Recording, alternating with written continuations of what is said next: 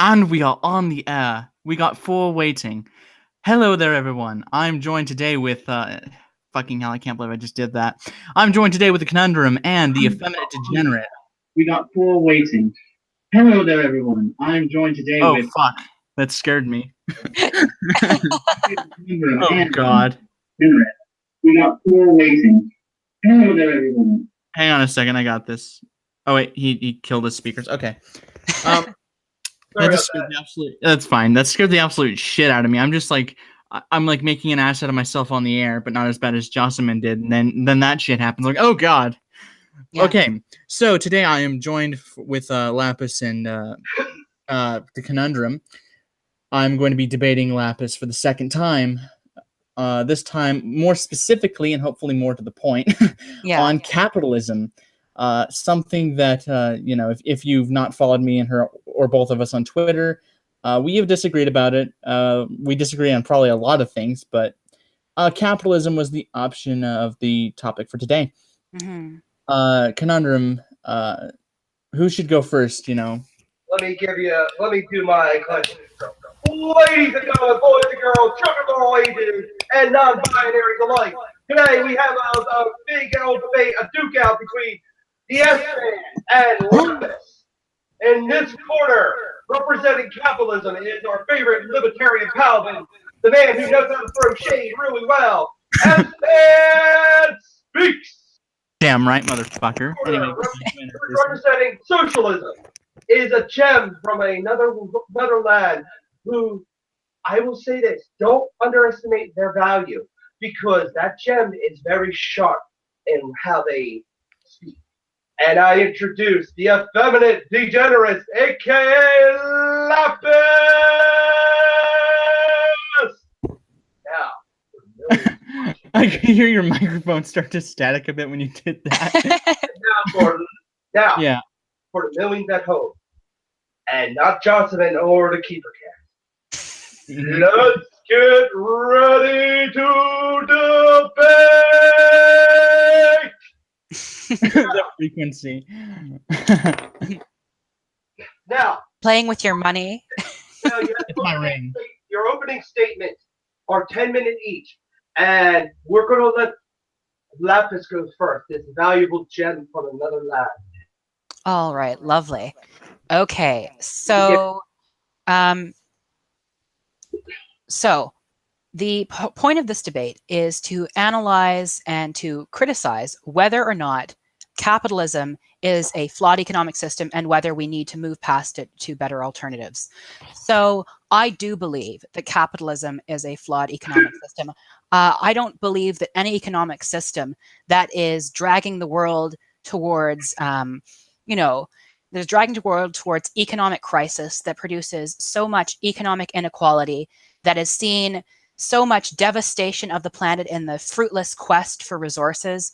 I don't believe that that economic system could ever be justified.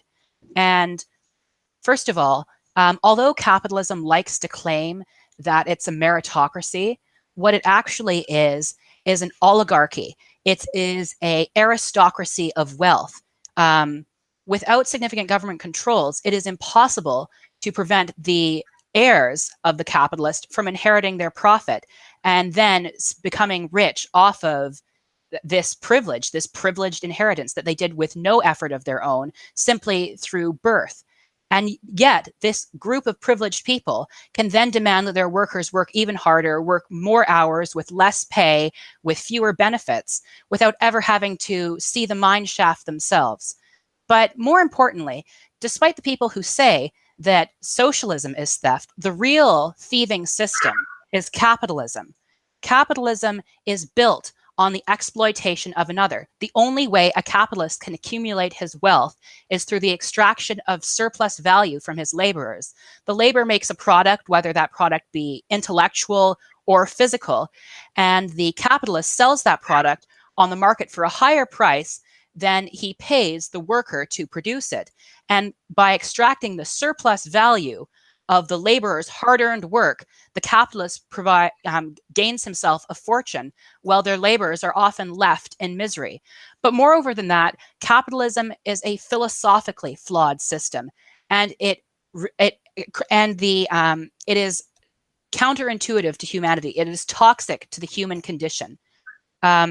Capitalism leads to 4 kinds of alienation of labor, which I will go over. So the first kind of alienation is from the product. The product which a laborer, when they make their product, whether that product be physical or intellectual, say a poem is commissioned or something, that would be an example, intellectual labor. Or say we have a miner in the Congo, and every single day they have to wake up at 5 in the morning and go to the mines, and they scratch away at the dirt with primitive implements. And, they work hard every single day. And then one day, this laborer who has been working for a month without finding anything, he's digging through the dirt, and all of a sudden he sees this beautiful glittering gem. And finally, for a second, he allows himself to hope that maybe he will be able to own what he has fought so hard for. But no, he must give up that gem to his supervisor. And then the profit from that gem will go to finance wealthy capitalists living in New York City. And I don't believe that is, and that deprives him of their hard work. And these people are never able to own the things that they work so hard to produce. Secondly, is alienation through process of labor. So in the increasingly, laissez-faire and an increasingly aggressive free market climate, we're seeing all sorts of, competition being pushed really, really hard. And what that means is that the capitalist has to find even more ways to make his extraction of surplus value even more efficient. And the way he does this is by speeding up the process with which the product is made.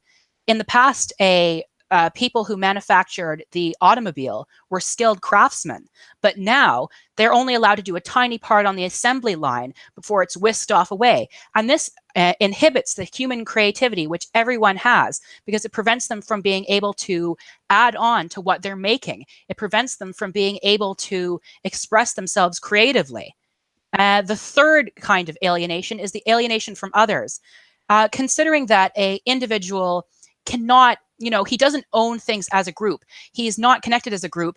Instead, capitalism is inherently focused on class relations between the capitalist, petty bourgeoisie, and the worker. And everyone, whether they know it or not, sees themselves in these ways and then begin to feel isolated from their fellow human beings because they are at a fundamentally unequal level from them. They don't own together. They don't manage together. They don't work together. Instead, they're constantly at odds. They're constantly seen as competing forces. And this, to me, is an extremely toxic way of living. Finally, we have alienation from the self. So the more a worker produces in capitalism, the more and more the capitalists will try to make that craft even speedier. I think of the analogy of an animator. At first they might spend a really long time on their pictures, but as time goes on and the demands of the studio grow ever increasingly harsh and strident, the animator has less and less time to focus on their art. And that means that their creativity, their human expression becomes less valuable. And thus, through commodity production, the human becomes less valuable, becomes more and more worthless. And to me, that is an incredibly, dehumanizing and a terrible way of living that, that disincentivizes creativity, that disincentivizes individualism, and that only and that incentivizes a kind of nasty, nihilistic way of looking at the world, where the only thing that matters is how much profit you can make from somebody else. All right. Ooh, that sharp jab was crystal clear from Lapis. All right. Ted all right. Aspen, let's hear your opening statement. Your 10 minutes start right now. All right. Well, I don't know if I will use all 10 minutes, but I'll try to the best of my ability. So coming back to what you said about capitalism not being a perfect economic system or philosophical system, I'm not going to argue that it's the most perfect thing since sliced bread. I will not have any point of contention there. When it comes to economic crises, it comes down to the way the government's economic policies work. Some are economically illiterate and do some terrible things. I will give an example. Reaganomics was a terrible idea. And quickly I'll explain that with cutting taxes but raising defense spending and not really paying for the tax cuts would cause a recession. On economic inequality, how exactly would you solve economic inequality without having to raise taxes to an absurd rate?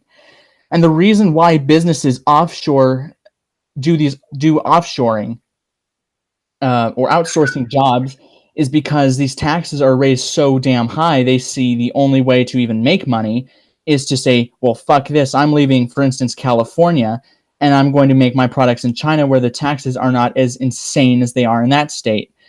Coming back to what you said about a quest for resources, I will say that, you know, there's only a certain number of ways one can have that quest of resources. And if they're damaging the environment, I would offer a solution. For instance, instead of using coal or burning wood or what have you, we use, like, you know, renewable energy, natural gas instead. For instance, like lighting an oven or what have you, like a grill.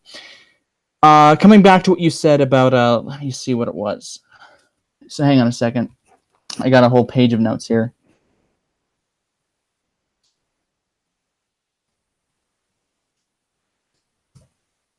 Where the hell did I leave the next page? Okay, meritocracy, government of holding the power by people selected on the basis of their ability. I don't know what capitalist Lapis here has spoken to, saying it's meritocracy. An oligarchy is a small group of people having control of a country, organization, or institution, which I would actually agree that America is not really a meritocracy, but more of an oligarchy. So I'm not going to disagree there. And coming back to what you said about government intervention, how much government intervention and how much would be enough? Like I mentioned earlier, with taxes on these corporations, that would send them to, that would de-incentivize them of staying in the United States, for instance. I would say raising taxes to an absurd rate is going to make them leave.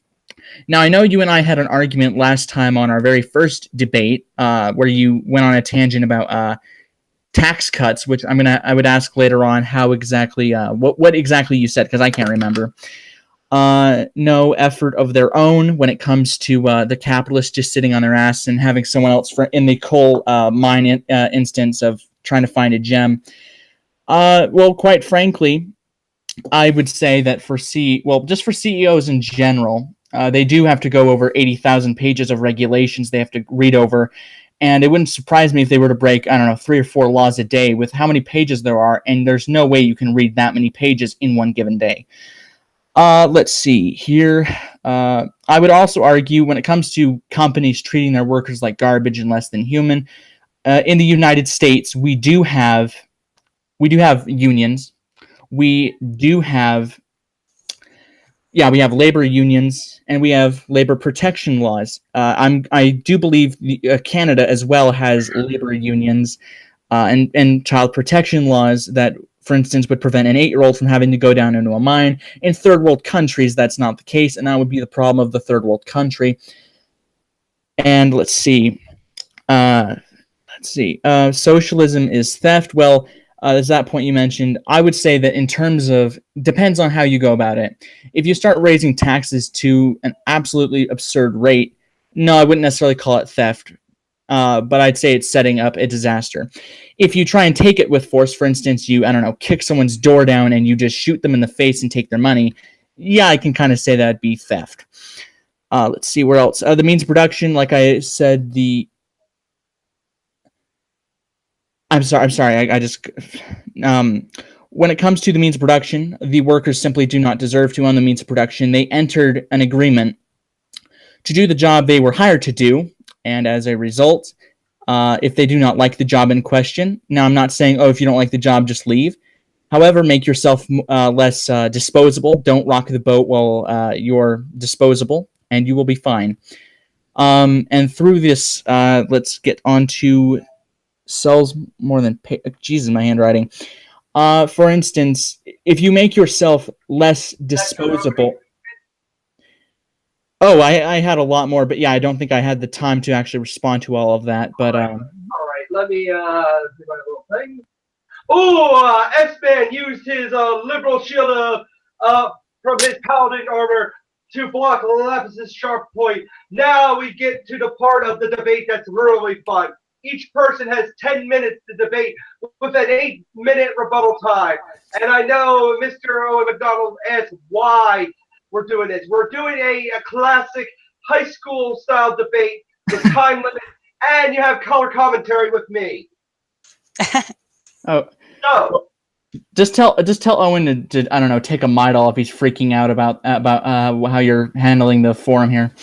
Owen, we'll tackle the comments in another section of the debate. Remember, Espen. Yeah, but I know. I just saw that, and you mentioned well, it was Conundrum who mentioned it, and I just told him to go tell Owen to take a Midol.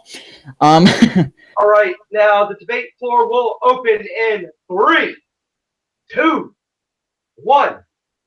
Okay, so you said that economic illiteracy is responsible for recession.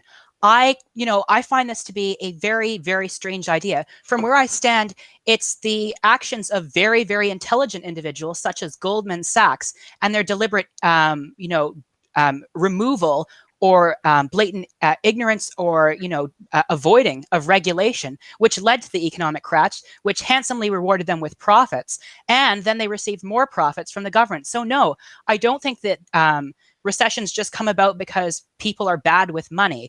I think it comes about more as a result of deliberate things like speculation. Like we could point to the recession of 1992 in England, where Black Wednesday, the British pound's value collapsed due to speculation of billionaire George Soros. God bless his soul. Anyway, secondly, you said, how would I make income inequality disappear? You keep talking about taxes. I think you need to focus on my more libertarian brand of socialism, which is why I'm keeping critiques away from corporatism and focusing more on your version of capitalism. So I would make economic inequality disappear by giving the means of reduction to the working class, by giving loans to workers so they can buy out their businesses and so they can finally take charge of their lives. And that will end the system which enables capitalists to accrue this massive amount of wealth, these billions upon billions of dollars. They wouldn't be able to do that anymore because all their methods of exploitation would be in the hands of someone else. They would no longer have the tools they use to reap their wealth from other people. Okay, so your other point is CEOs work really hard because there's lots of regulation. The CEO doesn't actually read all the 80,000 pages of regulation. He would delegate that sort of thing to a secretary. Fourthly, I don't think that the lack of unions in the third world is as a result of their laziness and they just need to organize. It's as an active result of the authoritarian governments in that region who are often financed by the United States in order to keep those markets good for American businesses. And they'll often intervene when, even just democratic governments come in third world countries due to the fear of socialism, or we have to restore stability to the region, or they'll invent some sort of, faux humanitarian thing. And fifthly, as to your counsel to the working class not to rock the boat, well, you just said that unions are the solution. Isn't that kind of rocking the boat? Like, it seems kind of a damned if you do, damned if you don't. You join a union, oh, you're rocking the boat, you're fired, that's your fault. Oh, you didn't join a union, oh, you're not doing enough to save yourself from exploitation, that's your fault. Anyway, that's my analysis of your arguments. Ooh. All right. Okay. All right. Hang on a second. Let me get on to this. For regulations, coming back to what you said there, I have no problem with regulations. I just don't see the need for the 80,000 pages. Now, for economic illiteracy, now, I wasn't trying to generalize. Now, hashtag not all. Some people are economically illiterate. Push. I'm sorry. There's that. Then there's some people who do take a lot of money. Now, I will admit, yes, in some cases, there's people who they have so much money. It's not even really like just being rich. I use the War Corps term of it's called fuck you money. But yeah, there's some people that are absurdly rich. Now, when I was mentioning the reason I was mentioning taxes is that's really one of the only ways you can even really do wealth redistribution without having to take it by force. That was why I mentioned that. Coming back to what you said about let's see, the means of reductions. You would give loans to workers to buy out these companies. Well, have fun trying to do that when you won't be able to buy them all out, and you'd be flat broke. And if you, I don't know if you're speaking about just yourself as a person or if you were in government power, but you'd bankrupt the government's spending. And the government currently, at least in my country, wastes a ton of money on useless nonsense like military machinery and bullets and all that stuff they're not going to use. Let's see. How would you buy all the companies? Now, when it comes to the CEOs and delegating all that to a secretary, quite frankly, CEOs, I don't mean to generalize saying, that they're just the one that just reads all the 80,000 pages. Quite frankly, the reason I'm pretty sure they would do that, they would have a secretary do it instead of them, is they would probably be doing other business ventures to keep the company alive. Hang on a second. I just something was lagging. Okay. The need to organize for a union. Well, I wouldn't say it's rocking the boat to join a union. Quite frankly, if enough people boycott a job or boycott a business, or bless you, if they boycott a business or they, they don't rock the boat, but they join a union. Now, if you want to say it's rocking the boat, I'd say it's pretty much up to you then. Either you join the union and they fight for your benefits, and I know someone personally, my father, who's in a union fighting for people's benefits and to keep them, despite being in a right-to-work state. And when it comes to if you don't choose a union, I'd say work your way up the ladder and try not to rock the boat. No human's perfect, so you might not. Coming back to what you said by countries that would intervene in that type of thing, like they're funded by the United States, I would stop. If I had the ability to choose, I would stop funding those nations, as it's a waste of our money and they don't deserve our money to begin with. I feel like this is even tied into foreign policy a tad, which, like I said, I wouldn't invade countries, as that's a waste of my time and money. But I was to make the decision. And that would be the response I have to your points. There was a ton I was trying to go over before the time ran out, but I don't think I'll be able to respond to that. You go ahead. Okay, so now I think you go ahead, Patrick. Yeah, it's your 8-minute rebuttal time also. I just did my rebuttal, didn't I? How much time do I have left then? Now it's time for the floor to be open. 10 minutes. Okay, so you said that wealth redistribution, could only come through the force of the state. But don't you see that through capitalism, that's already what's happening? Wealth redistribution is going from the working class to the capitalists, to the elite. Here, I'll show you the income share of the bottom 50% of American society has plunged by 8% since the late 1970s, since neoliberal policies were enacted. And this looting will only continue to grow and grow and grow. So socialism is really preventing this looting. Socialism, what it really does is establish an economic democracy. It turns away from this dangerous precedent of capitalism, economic authoritarianism, and provides the workplace, humanizes the workplace, makes it a place where human beings can really grow and thrive instead of being suffocated by capitalism. Okay. Let's see, the force of the state. Well, simply put, I'm just going to say this. I would like to downsize the government so they wouldn't be able to be involved, or at least find where they can be appropriately involved. And quite frankly, I'm willing even to say that I don't mind necessarily a mixed economy. Okay. And I will just say that I have no problem with, let's say you're right for a second. Let's just say that if we move further to the right, or if we are where we are, that would cause to a crash. I would have no problem saying, all right, the fallback can be a mixed economy. And quite frankly, with wealth inequality, I see it as something that is natural. I don't see the major problem that it is. I am working class. I don't have a problem, seeing a bunch of rich momos walking around Salt Lake City.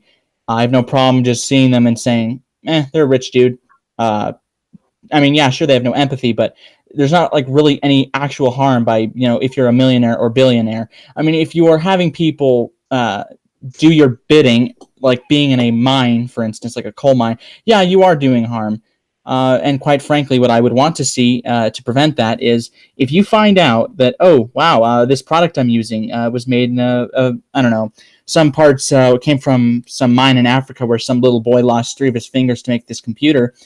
You could apply the same thing with what vegans do. If they find out a product was made from animals, they might not throw the product out, but they will do research to find out how to avoid further going on in unethical behavior. But this sort of thing is only really available to the middle to upper middle class. Like really poor people can't afford to make these kinds of choices. They just have to go with whatever option is on the table. They don't have enough, you don't have the resources to, fight for ethics and capitalism. And, there is actually a problem with wealth inequality. And I think that was an example of the appeal to nature fallacy when you said, well, it's just natural. And that just because something's natural doesn't mean it's right. Cannibalism is natural. That doesn't make it right. But anyway, wealth inequality reduces compassion. Numerous scientific studies have observed that the wealthy are far less compassionate, far less kind, far more almost sociopathic in their inclinations than ordinary people. And it's because they've gotten so used to the idea that, they're entitled to the surplus value of other people's labor. They're entitled to thieve from other people. All right, coming back to what you said about an appeal to nature fallacy. Well, I wasn't necessarily saying that, just because it's natural, therefore it's good. I just don't see the actual harm in wealth inequality, like I said earlier. And also, coming back to fighting for ethics, well, if you are able to do so, like if you're not able to do so, then I'd give you a pass. But if you have the ability to do so, then why not do it? But this doesn't answer the question, because if there's a large enough market of people who can't afford not to choose to do so, the company has no incentive not to do it. The upper middle class of America is small and shrinking every day. That's not a demographic that a lot of companies need to care about. Companies like Walmart are targeting the working class, and they know that they can get them no matter how unethical they are, because these people don't have any other choice but to buy from these companies. All right. Well, there's these protests, these Wall Street protests of these giant corporations. And like I said, I would give you a pass if you're not able to do it. For those who can, do it. If you can't, then all right, I can see why you'd participate in that type of behavior. I know, but that's what I'm saying here. That's a good thing that people can do. That's something I try to do, but not everyone can participate in that. And since not everyone can, the exploitation doesn't stop. And that's what you need to be able to prove, is that the burden of proof is on your model to prove that ethical consumption can really halt abuses, rather than, let's say, something like redistributing the means of production, rather than seeing the immense benefit that comes from people being able to be masters of their own life. Okay. Hang on. Okay. Two more counterpoints, 2 more rebuttals for both of you, and then we're going to go take questions from the audience. All right. Okay. So for companies that behave unethically, there is a way, actually. For instance, like I've told to you and Owen before, when the United Airlines roughed up some Asian doctor who was being annoying on the airplane, people saw that, and I don't know their circumstances, because that's a lot of people, and even companies themselves pulled out saying that was not right. They were going to other businesses, other airports or other airlines. The company lost a lot of money because of how they treated somebody. They roughed him up quite a bit. He had a bloody nose, and he was screaming for help. People saw that, and that image of seeing the guy on the ground bleeding from his face resonated with a lot of people that wasn't right, and they walked away and went somewhere else. I don't know the state of the company currently, because that was last year, but people do find ways to avoid using them, whether they just stop doing it altogether or they find some other place. And the same can be said when it comes to people who boycott, I don't know, Chick-fil-A because they believe in conversion therapy, or Walmart and Papa John's because they're not willing to cover their employees' health insurance or health coverage. they'll find a way to find out if this company does or not. If they can't find out whether or not they do it, then you're going to have to take a gamble. If it's, or if you know that they're not and you don't like that, hell, who's to say you can't find another restaurant that's going to cause you diabetes anyway? That might cover their workers if you can't find out. Okay, so to question this idea, I'll give you the I'll concede the point that highly public businesses like restaurants and airlines, due to the spread of social media, there is a revolutionary capacity to hold them accountable for their actions. But for companies like Apple, where all their evil is being done over abroad and out of the media's focus and out of areas where the media has any incentive to focus on, it's not properly understood, and many people still give them positive coverage. Look at companies like Microsoft, which was called by its own workers a velvet sweatshop. Look at some of the articles that are written about Bill Gates. This is the sort of thing that the media is doing. Because these companies have a huge vested interest in PR. Billions of dollars are spent every year on marketing to ensure that these sorts of stories don't get out. And it really works. All right, hang on a second. Let me screen share. Esme, this is your last rebuttal, then Lapis, and we're going to be taking questions from the audience for 10 minutes. All right, hang on a second. Let me see. All right, so when it comes to media that's, like, for instance, being, they're getting hush money to give positive articles or positive news coverage.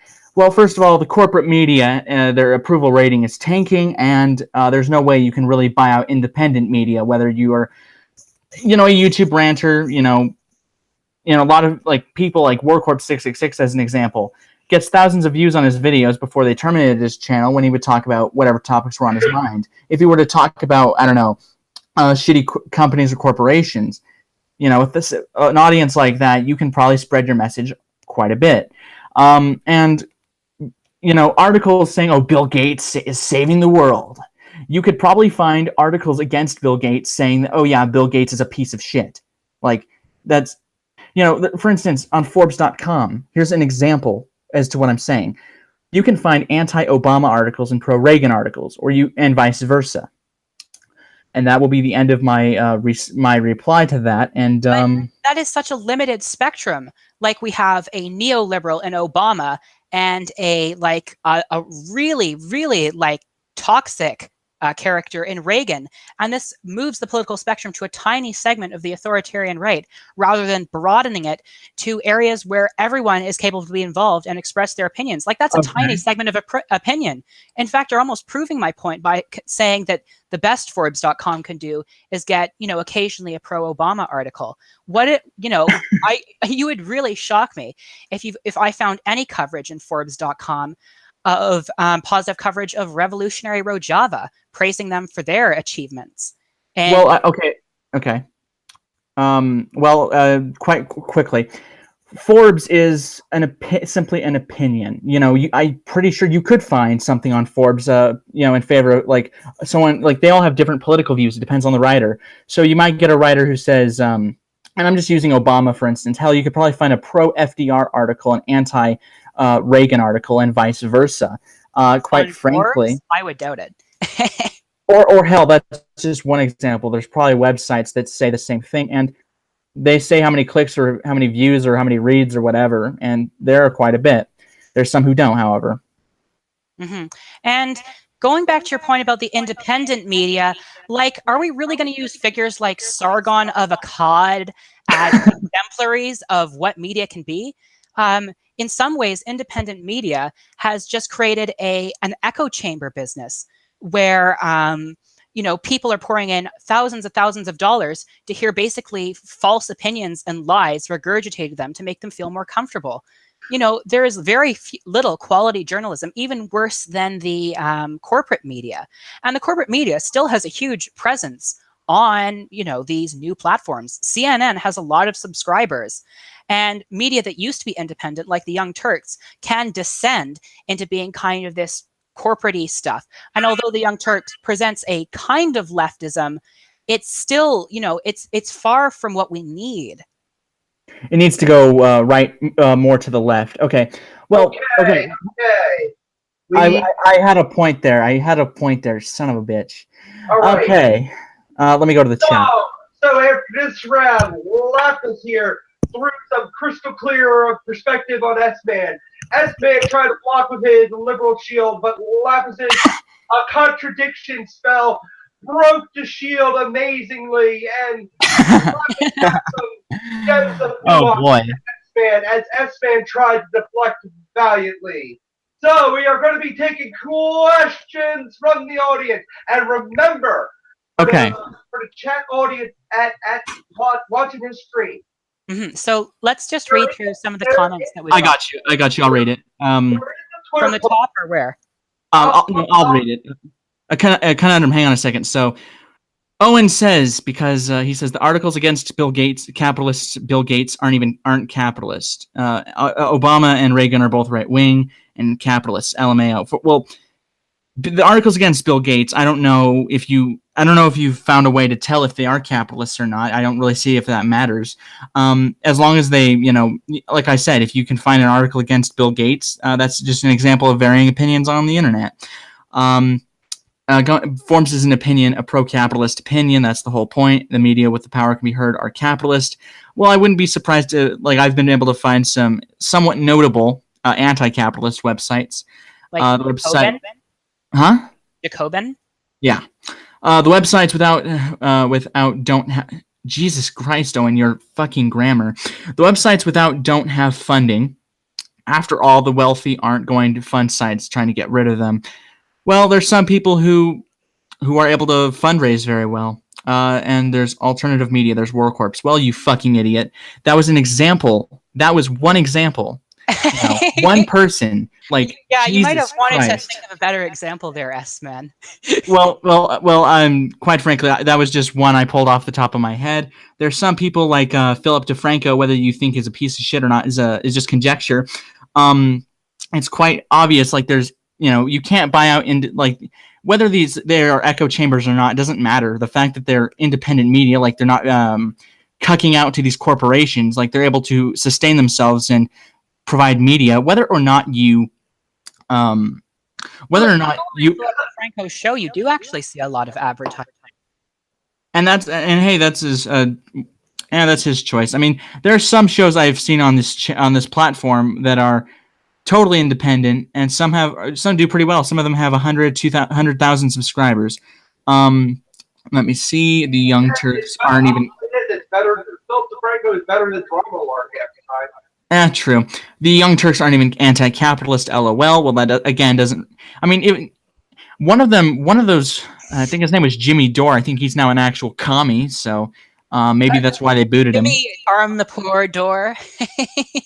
I'd arm the poor if the conspiracy theories are true. Then hey, arm the poor. So if people are trying to invade them or they're attempting to kidnap them, as Owen kind of portrays it, hey, you can't really the meme where the guy's pointing at his own head. Well, you can't try and make a profit if there's if someone puts a bullet in your temple. Let's see. That's just I don't know. Anyway, S-Man, are you advocating for revolution? No, I'm just saying. Well, quite frank, I'm just saying if someone's attempting to kill you or they're trying to kidnap you, I think your Second Amendment rights apply, and your country doesn't have those. Shocking examples. Where do you think? I'm sorry. The UK and Canada are so easy to roast still. Where do you think Phil gets his money from? Well, he has a Patreon, and he's on the same platform as the rest of corporations. He doesn't critique capitalism at all. Well, I don't think he'd have to. I'm just saying there's there's alternative media, independent media. I want to address this comment by Frederick Voltaire Bastille. They're helping with their sweatshops, actually. Okay. Oh, fuck. He's of the opinion that sweatshop labor is actually a good thing. So do you know about the nets that they install under cell phone manufacturers in China? So what they do in China is that they have the workers basically live in the factory. They eat in the factory, they sleep in the factory, they work in the factory, their life is in the factory. And underneath the windows of this factory, they've installed netting. So if someone tries to jump out the window, they can't. The suicide netting saves them from making one choice that fundamentally changes their lives. All Tell me right. that this is a good system. Tell me that there's anything justifiable in that. All right, hang on a second. Arm the poor to overthrow capitalism and the police. Well, good job with that, Owen, because if you tried to, well, I mean, if we're talking about the United States, you could easily overthrow the government.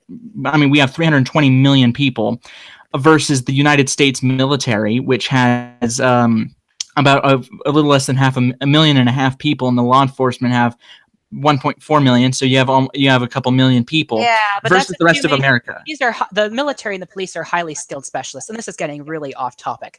Anyway, I'm just answering what he's saying. I'm just answering what like I said, I'm answering his question. So yes, you could. I'm just saying I wouldn't arm the poor to be communists. I just arm them if the government's being tyrannical. If you're criticizing Bill Gates for exploiting the globe for profits, you have a critique of capitalism at core. I just, you know what, I'm a critique of capitalism at core. Private owning the means of production, like I said, the workers don't have a right to. And quite frankly, I'm not saying capitalism is perfect. I'm not saying that at all. But why do the capitalists have a right to? If they got to it first, then it's theirs. Then Owen says, hang on. Owen says, S-Man answered what Lapis said about a lack of justification. Well, I would say the justification for capitalism is that the workers don't deserve the means of production. He then says the government is being tyrannical. ICE and the police are fascist murderers. Some cops are absolute pussies, and they if you're holding a phone in your hand, they're going to blow you away. As for ICE, if you come here illegally, Owen, you deserve to be deported. I don't give a damn what you say. And but if you think, what if you were born in the country? Oh, if you were born in the country, like if you were born here yourself, like I mean, why should like someone who lived for like their whole 12 years in the country be deported to a country they've never known just because of a bad decision of their parents? I would rather give amnesty to DACA people. DACA, whatever you want to call it. Yeah, I'd give them amnesty, in that case. But I would after that we're done. I don't think you necessarily have a country can allow in whoever the hell they want. And this let's is see. really off topic again. So, okay. Anyway, I'm going to move on to the rest of what he's saying. Frederick of Voltaire Bastille, / neoconservatism. So he's using the sign to signal that neoconservatism is Jewish. Well, oh God, that's terrible, man. I think he's probably being ironic, but yeah, I disagree. Like George W. Bush was a Christian. He said, that the war in Iraq was, he called the war against terror a crusade. He's quoted as saying that he believed that God had told him to go into Iraq to save it from tyranny. There was a lot of Christian sentiment behind the intervention in Iraq. I do want to say something, and that is, we are having a poll on Twitter. It's on my Twitter account at PatFace1979. Please cast in your votes to see who wins. Would it be S-Man? Give me the link and I'll post it in the description. I'll be putting the link out again. It's at PatFace1979. I'll put the link of my Twitter in there. Please vote. And also, if you love both channels of S-Man and Lapis, please subscribe to them. I would implore S-Man to put the link to Lapis's channel and his own channel in the chat as well. Well, of course. Yeah. All right. Okay. Now I got a real thing I got to answer really quickly. The war on terror was a focus, was a profit for making scheme for the United States. Look how wealthy the ringleaders and the corporate buddies got capitalism in action. Well, actually, the war on terror started because of 9/11, and George W. Bush was all you're either with us or with the terrorists, and he didn't realize that the United States will probably hire a terrorist group they funded to get rid of a terrorist group that they funded to get rid of a terrorist group. The reason Bush got famous. The reason he got wealthy was because of the fact he makes decent paintings. Dick Cheney sells real estate, so he got rich because of that. The rest of the guys, I don't know, because I don't focus on every single person who is. I think you're discounting. It's true that the war on terror was not fought solely for profit. I will give you that there was an ideological justification in the United States, and certainly there was a group of people who were very easily manipulated, and they believed that militarism and jingoism could keep them safe from the evils of terrorism. But we all know that George W. Bush actually almost got assassinated by a good salty old pretzel. But anyway, Oh, fuck. I want to draw attention to the privatization of Iraq's oil reserves.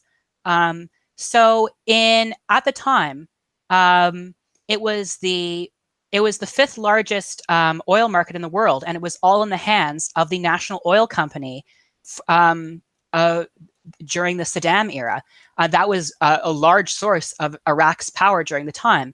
But in 2003, Iraq, in September, the oil company, it was privatized, and it was mostly given to U.S. corporations. It was mostly gone into the hands of U.S. corporations. This oil reserve that used to do so much good for the Iraqi people, that enabled them to have quality services, was instead turned into a way to make money for the liberators. All right, I will give you that there may have been that involved, and with the whole war on Iraq, I don't think the war was justified. I think we're all going to agree there. Okay, quickly, Owen. Quite frankly, presidents, when they leave office, they get benefits, so that may have played a role in it. Quite frankly, his paintings are not that bad, but that's subjective. And nationalism is a tool to control the masses. Nationalism, I'll sum it up like this. Nationalism is basically hating people you've never met just because you were born in a country that you had no choice of being born in. So I'll just answer it right there. Conundrum. Oh my god, that was funny. Another top argument from Lap is United States using imperialism to further capitalism and private wealth. Well, I would much rather just use what we can make, so we don't have to, first of all, hurt the image of the United States, and we hurt can. The brand. Yes, I mean, I will say it like this: I would rather have instead of doing embargoes and wasting our money on trying to control leftist nations or nations that try to head to the left, I would say, Owen, yeah, fuck yourself for that. Sorry, just be nice to Owen. That bucktooth motherfucker has had enough of my niceness. S-man, penalty. Do not insult the audience. Tough shit. Anyway, let me respond to what he's saying. Okay, you're gonna get time off of your thing, but anyway. Tough shit. Anyway, because I would say to these leftist nations, "Oh, you think you're better than us," or "Oh, you want to head to the left?" All right, I'd find a way to show people that if they have the ability to head to the left, they will not be able to. They probably wouldn't survive on their own, but I need to see in action. Let me see. Hence, the United States used the war on terror to make money, capitalism ruining the globe yet again. Well, quite frankly, there are attempts to, without hurting capitalism, to preserve, protect, and defend the environment. For instance, in the state of Louisiana, they're able to replenish the defenses against the ocean by recycling Christmas trees. I'll provide a source to that in the description to prevent the erosion of the state, which I don't know if Owen can tie that to capitalism or the lack of sandbags, which they also put to protect against hurricanes and all that stuff. There may have been that capitalist corruption involved, but I won't think about capitalism any more critically. Joke's on you, my friend. I almost became a communist last year, so I did think about it critically. I wouldn't be an imperialist, yes, but S-man, capitalists do not care about anything but profit. Why do you not see why these wars happened in the first place? This is turning into S-man rants at Owen chat. I'm just answering his questions, bruh. Chill. But yeah, okay, I'm just saying capitalists do not care about anything but profit. Well, I'd say that, I'd try to find a way to make them care about anything, well, more than just that. Saying that, if we can find a way to defund them, aka find ways to get people to turn into another direction, to make them think about how to keep profit without having to just think solely about profit. And he says, do not see why these wars happened in the first place. Well, people were very patriotic and said, "Oh yes, we gotta invade another country that we can't prove the weapons of mass destruction are even there to begin with." It's happening now. Well, yeah, and I'd find a way to show people that they had to. I said head in another direction, dickhead, not you, Lapis. They won't be successful. LOL. The United States does that already. View their entire history. LMAO. Brah, chill. Lol. Heed your own words, S-man. I'm sorry, but I just. It's true. Brah, chill. I'm just saying. When I talk rather quickly, I guess I sound angrier, even though I've had a really good day. Oh, I'm glad to hear it. Yeah. Keep profit. Profit is exploitation. That's the whole point, S-Man. Have you not been listening to what Lapis is telling you? Well, I'd say that it depends on how you make the profit. If you're keeping people in, like Lapis said, if you're keeping them at the job, you're not letting them go home. Okay, at that point, I would argue it's slavery, but the fact they pay you might negate that, but that's semantics. It's like wage slavery.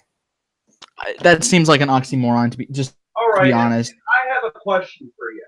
Okay. I know how much you love capitalism. Now let's put a hypothetical question out here, and we're going to use my favorite thing, The Walking Dead. What if society gets invaded by a zombie apocalypse, and in order to survive from the zombie horde, you can only there's a community that protects you from the zombies, but they are under a socialist government. Would you stay in that socialist government, be protected by those zombies, or would you risk yourself being infected? I'm sorry, but okay. Yes, I'm a capitalist, but I'm not like sucking capitalism's dick. To answer your question, I wouldn't say in that instance I'd rather head to socialism than get infected by some zombies. So, smile all you want, Owen and Lapis, but yes, I would rather head to socialism than have a zombie apocalypse. But anyway, let's see what else he's saying. And yes, I have been listening to what Lapis has been telling me because I've written down in it 2 full pages of notes as to what she said. I didn't even get to respond to all of it because that's how much she was saying. Profit is exploitation. Like I said, if you're not like exploitation. I know I'm gonna get shit for going through the definitions, but it's just to get a clear understanding. Wage slavery, going back to what Lapis has said. Slavery, condition compared to that of a slave in respect of exhausting labor or restricted freedom, and usually they won't get paid. And as for exploitation, the act or fact of treating someone unfairly in order to benefit from their work. Well, that is the action. unfair. Hang on a second. The action of making use and benefiting from resources. Exploitation. That like fits quite clearly into my definition because it is unfair that the capitalist takes the surplus value of the worker's labor rather than letting the worker, do what they want with what they make. All right. I would say that if you want to, like in my ideal society, if a business owner says, yeah, I want to share the means of production or let the workers own the means of production themselves, even though I wouldn't recommend it, I'd say, hey, it's your private property and your business. I don't really give a shit if you do it or not. Why wouldn't you recommend worker ownership? I just don't. Like I said, I just don't see it as like, they must own it, or they. I'm just saying I'd let the business owner make that call if he does. You said you wouldn't recommend it. Why? It's not a right. It's not a right to. Why should you be able to own the means of production? Like you entered an agreement to do this job for this pay. Either renegotiate your own deal with them or go somewhere else. But that's part of the exploitation of capitalism is having to sell yourself for these parsley deals, even though you're being ripped off. There's these deals are intrinsically unfair because there's an inherent power imbalance between a capitalist who can, easily fire you whenever you want and someone who's desperately looking for work in order to support their family. All right. And I'd like to point out that there is, oh God, hang on a second. Well, quite frankly, there are laws against that. For instance, these wrongful termination, these anti-wrongful termination laws, means production, all the tools of production, food, water, land, tools, etc. Hell, you can even bring your own tools to work, Owen. There are jobs where you can bring your own tools, and if you bought your own tools and you bring them to work, well, you own it. Then that's fine. Let's see. Under capitalism, which I don't understand. Like why would a peasant on a farm who did all the work, have to give up their things to the Lord just because, well, it's my tools? When did it become their tools? How did this happen? We need to look back to history and see that they were basically just warlords and they offered them protection in exchange for being able to work on their farm, but it was still unfair. It's still exploitation, even if it started out that they owned it. Like, okay. allow me to use this analogy. Would a man who worked and scrimped and saved for years be justified in selling placebos under the pretense that they are real drugs? Conundrum, I got you. I get your commentary. Well, if you're scamming people, and they find out, well, I'll just answer it right here. I would say that isn't right. And quite frankly, I'd say that if you do find out, oh, you're being scammed, either you got two options. You demand your money back, like if you're the customer, or you never do business there again, and you find a way to be able to tell if it is a placebo or not. And quite quickly, I just need to address this. You aren't making sense. S-Man, no one chooses capitalism. It is forced upon us. I choose capitalism. It's not being forced upon me. Me mowing lawns, is not being... Yeah. But like, say you didn't live with your parents, you still would need to support yourself somehow. And with the ever increasing, cutbacks on welfare protections that some people who are disabled need, more and more people are being forced in the workforce, forced to sell their labor no matter what they choose, no matter what they want. And they have to pick whoever is, open, whoever will give them even the pittance of a job. How can you say that this is a contract entered into with two equal parties? How can you say that this is something that's fair? Lapis, can I ask? Somebody asked what is that lovely thing on your head? Can you explain to the audience what that is on your head? Who said this? One of the people in the chat, actually. Oh, okay. This is from India. It's just a scarf from India. I really like it. Cultural appropriation. Beautiful. Anyway, look, when it comes to coming back to what you said about people being forced into the workforce, well, quite frankly, I'd say that you either should work or you should starve. That I'm just going to be blunt with that. Oh God, family's over here. But yeah, if you're not willing to do a job, if you're not willing to work, society shouldn't have to support you or have to hold you up. I would say that. But why would someone not want to work? Why would someone not want to do anything with their life? Some people are absolutely lazy, and I'm just going to say this outright, that if you are a welfare bum, for instance, fuck you, Owen, I'm not a fascist, you fucking lying piece of shit. Okay, I don't think you're a fascist, but I do think you're wrong. So here we go. I'm sorry about that. But answer the question, why are these people lazy? They think work's too hard. They think that, they can just live off their parents and they never have to actually get a job, take any responsibility. And I'm just saying, like... So then you are acknowledging that people are forced into capitalism, because basically you're saying you have no freedom. You must sell your work or you will die. Unless you were born with the privilege of being the son of a capitalist. You are denying people this choice to opt out of a system which they, maybe they rightfully see as bad and maybe have been abused by. And maybe that's why they don't want to get work. Maybe they see the soul destroying conditions in the work that's available for them. And they say, nah, I don't want to do this. Instead, I'm going to engage in helping people in my own way without getting a job. How exactly will you be able to help people without getting a job? Volunteering. All right, if that's what you want to do with your time, fine, but I don't think anyone should be required to support you. Now, I will say... Does that mean get rid of welfare? I'm not trying to take it out of context, because I get disability, and I'm basically having a heart attack right now. Okay. On welfare, I have no problem with there being, a basic safety net.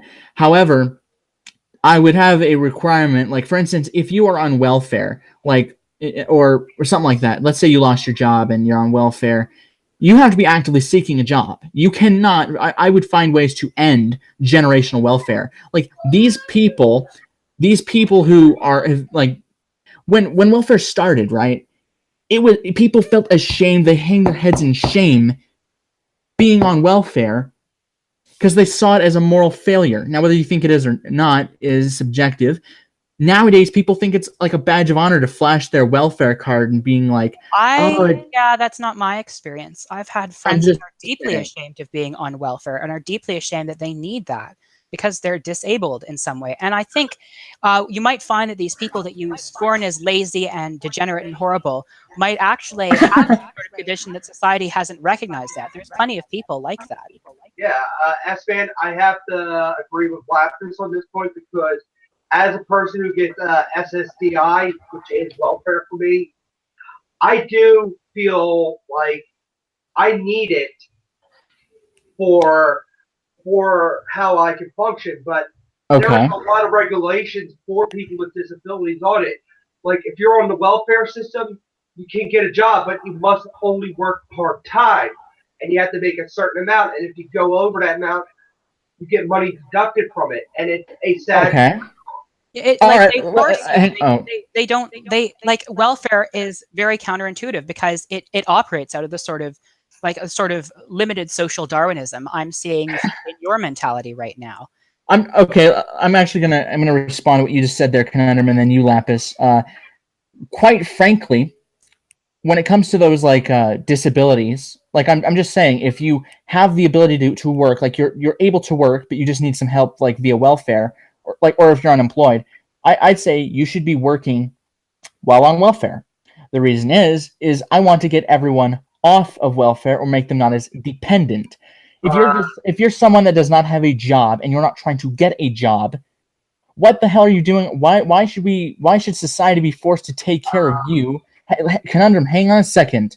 Why should society be forced to take care of you because you decided, oh, I'm not going to get a job, while everyone else has to bust their backs trying to support themselves, while you're just sitting there, being all cozy? Like, I don't think how much do you think people are really getting on welfare, S-Man? How many people on welfare do you know? I'm not trying to generalize, just to be clear. I know a few people, and they are people that actually have jobs and work while on welfare. As for a specific number, I don't know, 4 or 5. I don't check to see how many people I know that have welfare. Like I said, I don't have a problem with a basic safety net. I just say you have to be working. You should be working. I'd see that if you are working or if you're trying to get a job, you're putting in actual effort. That's fine. I'd keep you on welfare. But if you're just sitting there and you're not actually making any effort, then I shouldn't be forced to pay. I shouldn't be forced to deal with you. I shouldn't be forced to. I shouldn't be forced to pay for some person that's not willing to work. Let me see, just for a quick Google answer, because I don't know off the top of my head. You're fine working for a spoiled brat who went to Yale and never has to do a day's work in their life and just spends all the time on a yacht because they own 50% of shares in this thing that used to be a family business. You're fine being a worker for that person all their life and having the, a lot of your value of what you're actually doing exploited, essentially to send this person a free check every day. All right, and how about this one, man? There are people who are on welfare who are deemed they cannot work because they are so mentally incompetent enough to work, and they need that to back them up. So, are you saying the people who are deemed by the state who cannot work because of their own mental faculties lazy, or a soldier who got done from Vietnam who suffers PTSD, who cannot work at a job and they have to apply for government assistance, aka welfare? Do you consider that soldier who suffered PTSD lazy? Oh God, I thought I'd answered this in a way, but I guess I'll have to make it clear. No, I don't. If you are physically like if you're that Vietnam vet you mentioned, and your PTSD is hurting you to that ability, okay, I would keep you on welfare. I'm not saying the welfare system is perfect. I'm not saying the country or the world is perfect in any respect. If you are mentally, first of all, I would need to see what the state's criteria as to how you're like. I need to see what the criteria is as to how to determine what that is. But for those who are mentally, for instance, like, and I'm just saying the term mentally retarded to the point where they actually cannot get a job, okay, I'd keep you on welfare. I was saying for those who can, who are able to work, I don't see any justification for keeping you on welfare if you're not going to actually make an effort. And who judges this? Well, I would argue the state should. And the state has every incentive to try to reduce its costs. Well, they do waste a lot of money to begin with, so maybe they're not looking in the right area as to how to decide what to cut the costs on. Well, they spend money on things that are valuable to them. Remember, half the people in Congress are actually millionaires. You know, Congress is full of really, really rich people. And Okay. they spend money on things they think of as valuable to them because politics is an enclosed game. It costs a huge amount of money. You have to pay to play. And so it's becoming this tiny political class's control. And so they might say something like waging a foreign war in Iraq is a good expenditure, showing the world, yeah, this is great. But ensuring that everyone has a basic amount to eat because every human being has an inherent amount of value to them is a waste of money. And you are saying to these people, let's let these millionaires determine who is sane, who is insane, and who is lazy, and who is unfit. And you're letting them make those arbitrary distinctions. Okay, well, let me first of all clarify. The thing I'll mention with politicians, and this is just really quickly, I would say it's the fault of the people who voted for those politicians. For instance, an example to answer that. People like these poor people in Kentucky who vote for these Republicans who are absolute apathetic assholes. There's candidates out there to vote for. So if you see a congressman who is this rich motherfucker who doesn't understand, the common man, if you vote for him, I can't feel sorry for you. If you voted against him, that's great. But how much real choice is there between the Democrat and Republican parties? How different is their foreign and economic policy? Socially, there is quite a difference, but economically and on foreign policy things that are of fundamental importance to people's lives, how much difference is there between the two parties? Well, I would argue, actually, that's actually something I want to bring up, is there's hardly a difference on economic and foreign policies. However, I would say that's the problem with the two-party system, and that's a different tangent for another time. Yes, I agree. But that's why I think it's silly of you to blame the person for just voting in a system where they're not presented with any real choices. Yeah, independent and third-party candidates never existed. And I'm kidding, but look, there are on the ballots, there are third-party people or independent candidates. For independent candidates, in terms of gubernatorial and other types of elections without an electoral college, there have been independent candidates who've been elected. The governor of Alaska and the senator from Vermont, Bernie Sanders. Bernie Sanders. Millionaires and billionaires. Billions and billions of millionaires. And billions. Anyway, yeah. How much time do we have left in this 10 minutes? Because there was... You're already done it. Now it's time for the next debate point.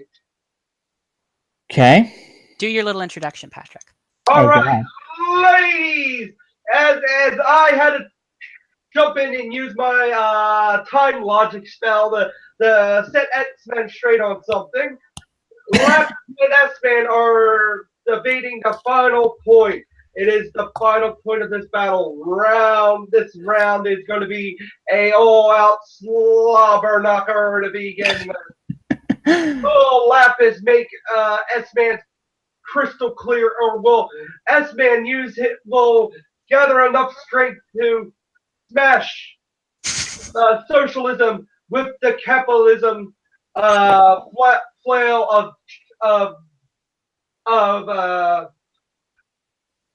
shade and bugwifery. Oh God! Get set. And this time, S-Man got to the first point this time. I am sorry, Lapis, but we've got to be fair in this thing. Yeah. Affirmative. Set.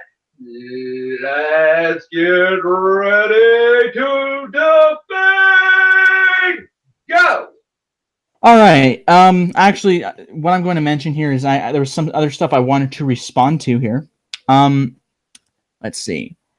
Creativity when it comes to trying to the best of your ability to be creative and doing animations in studios, I would say that, you know, you can only push a person so hard, and if you don't treat animators right, and that's just responding to an example you mentioned, as that was something in my notes. Quite frankly, there have been instances where animators or people in some business like that have refused to continue doing that in order to get better treatment. And let's see, alienation of other people. When people, I mean, my God, my relatives have extra chromosomes. Sorry. Anyway, alienations of other people, like if it's just person to person. Quite frankly, that I don't see as a problem. Society is full of assholes. Everyone is to some degree an asshole, and quite frankly, it's really a first world problem when people are treating each other differently like that. And you know, you can advocate all you want for people treating each other better, but it's not worth it in the end. It's not worth the time. Let's see, alienation of self. Well, that would come down to again just personal issues right there. Human expression. Well, quite frankly, you can do your human expression everywhere else. You know, do it on your own time is what I say. Sorry about the paper. Let's see. Profit. Well, that is something I already answered. So beforehand, way earlier in the stream. As for business owners who sell more than they pay, like I said, people are able to. Like I said, there are people in society who are able to find out how to find businesses to do other things, and quite frankly, I do like that you were talking about my type of capitalism or how I would go about it rather than how it is currently. But I would say, actually, I don't want to go on a tangent. I'm going to let you go ahead. All right. Thank you. So yeah. I think from what we've seen over this chat, how we've seen how wealth influences so many things, how the media is so under the control, how all these systems in our lives are being dominated because we have allowed this heinous class system to emerge, where one group has so much more power than the rest of everyone in society and is able to leverage that power to such effective and devastating degrees to cause so much harm to so many people. I think it's really clear that capitalism needs to go the same way that slavery went, the same way that feudalism went. All these systems of oppression are bunk. All they do is devalue the inherent worth that every human being has, the potential to be creative, the potential to explore yourself, the potential to make decisions, the potential to work with other people. These are the things that make people human. These are the things that make life worth living for. And we can't live in a system that denies these realities. We can't live in a system which punishes people for just wanting to be human. All right, let me just get that last note down. But I like the passion you got here for this topic. Hang on a second. Not the fastest rider. Protesting. I'm sorry, that was a beautiful speech, Lapis. Oh, thank you very much, Patrick. Yeah, so thank you everyone for tuning into this debate. I found it really fun as always to talk with Esman and Patrick. You did a wonderful job moderating. All right. Thanks to everyone in the chat. Yeah, I'll make the closing. I'll make my closing statement. But you like I said, closing statement, S-Man. You had that 5 minutes to make your closing statement. Oh, right. I forgot. To spend it on a response. Oh, my apologies there. Oh yeah. So, thank you to everyone who tuned in. I forgot that was my opening statement, but a closing statement. Yes, I can English very well today, guys. But yeah, thank you to everyone who tuned in. Thank you, Lapis, for joining me. For everyone who knows, there's no beef between me and Lapis. She's probably going to be a vegan someday, so there especially will be no beef. Sorry to Owen for cursing at you, but sometimes you do make my blood boil, and sometimes I lose my cool at you. Thank you, Owen. Also, I'd like to thank him for shit-talking in the chat, because he wouldn't say that in the stream. And thank you, Conundrum. Thank you for moderating this debate. I don't think it would have been a shit show. We handled ourselves okay last time. And yeah, thank you to everyone who watched. And as always, capital. My thank you. Okay. thank you both for allowing me to moderate. And Yep. I do apologize, S-Man, for jumping in on that. The minute you meant things about welfare, I had to jump in on that. Okay. Well, I'd actually like to talk with you further on welfare, but we can probably do that another time. Oh yeah. Yeah, because like I'm gonna say you're a good gentleman. Keeping your insult in the chat. I do like you so much for doing that. You are a true gentleman and a scholar. I tip my hat to you. fedora. I tip my hat to you also. And Okay. yes, man, I always tip my hat to you because you're one of the greatest men ever who I know who can throw to One of shame. the greatest S-men. Yeah, You're he's damn right. All right, but yeah, like I said in the chat, but yeah, thank you to everyone who watched. Thank you to Owen for the debates we've had. They've been actually like a lot of fun. I'm sorry if I do get pissed off at you. Just keep in mind, like I'm not the most. I do have a bit of a short fuse sometimes, but I try to curtail that. But anyway, that will be the stream for this one, guys. I hope you all have a good night. And as always, capitalism at its worst is better than socialism as it's at its best. And I know that'll make anti-capitalists' brains hurt, but that's just me being a sadistic piece of shit. And I will see you all next time. Lapis, what are you doing? Socialism rules. Said no one ever in this country, at least that I'm aware of. Till